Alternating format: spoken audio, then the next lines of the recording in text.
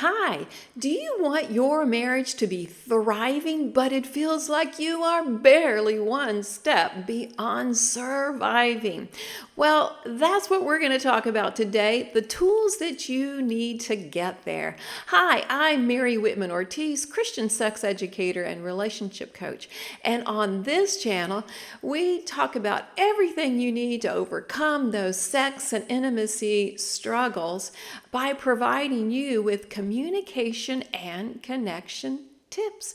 So, what's our question today? What tools do you need for a thriving marriage? And actually, I'm going to give you 10. These are the 10 things I wish I'd known earlier. So listen to the list, see if these things are happening in your life, and find out what you can do today to begin to make the shift. Tool number 1, I believe marriage is good. Now, you may be married, like, what kind of tool is that? Well, you have to have hope. You have to know that there can be a way beyond where you are. Otherwise, you won't make any progress at all.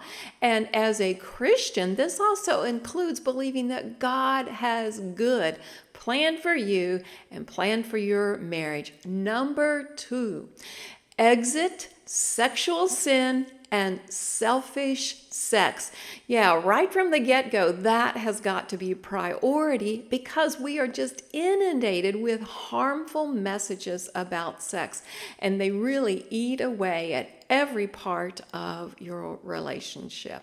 Number 3, let go of hurt and let love in. You know, some of those lies, those negative messages that are eating away at your identity, at your value, at the way you see sex and intimacy, you're going to have to recognize those and let them go and begin to forgive. So many people, including yourself, you may even feel like you need to forgive God if you have been aggravated about what's going on in your life. But that is the only way that you will begin to love deeper. Now, listen, if this is helping so far, will you give me a thumbs up? Thanks so much. Okay, we have tool number 4, empower yourself.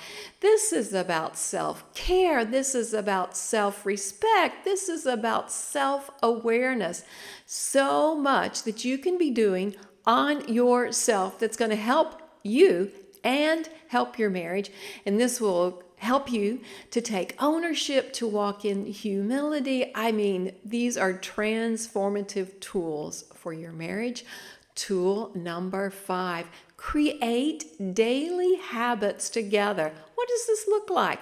Do you have coffee time together? Do you always go for a walk? Do you have a subtle, casual way that you check in with each other consistently? So what this does, it creates a flow. It's a rhythm you have together. Then you know each other more just because you're in each other's world, and that helps you to grow. There we go. Flow, know, grow. It can be simple, but it's really going to be powerful. Number 6, share deep personal thoughts. That may be the pushback right there. Yeah, I know there's a risk when you open up and you share, but your spouse won't know until you tell them. So those deep dreams and desires and goals that you have, that's what you need to be talking about. Your needs, things that maybe are left over from previous relationships or childhood that are things you're working on, and you're going to invite them into that space.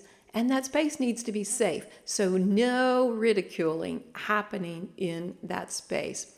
Now listen, I might have scared you so much you want to just press pause. But if you have some pushback, I have a free guide I'd love to share with you. It's called Strong Start.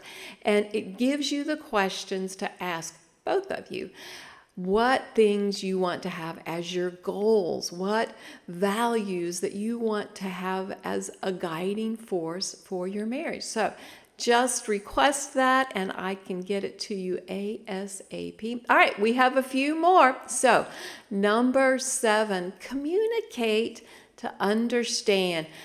I'm not trying to get my spouse to see everything exactly my way and agree with me 100%. No, we are two individuals, but I do want to be seen and known and loved. And my spouse wants to be respected and wants for me to see the best in them. So these deep needs, wow, it's the jam. It is absolutely the sweet spot. Number 9, make intimacy a priority. I know we get busy, and maybe early married days just woohoo, hopping in the bed was no extra thought or plan. But as you mature and you have more responsibility, it requires more intentionality. But there's so many benefits to a vibrant, passionate sexual intimacy in your marriage. Hey, I have an entire program called GIFT, G-I-F-T, and it lists 4 tremendous benefits that come from regular, consistent, healthy, loving sexual intimacy. So I can't stress that enough. And then number 10, make a plan for your marriage to succeed. I mean, you wouldn't just wing it at your business or wing it at your exercise plan, right? So your marriage also deserves you to be just that intentional. And if you are still tracking with me now, then I have one more thing I can't wait to share. I have an Intimate Marriage Masterclass coming up on Thursday, October 3rd. This is the year 2024. And it starts at 7 p.m. Eastern Standard Time. There's going to be a link for you to register here. I'm going to unpack so many things to help you put these tools into action. And actually, I'm going to share the single most important, powerful step that you can start right now that will absolutely bring lasting connection in your marriage. Thanks so much for joining me today. And remember that God's design for a thriving marriage is connection in spirit, soul, and body.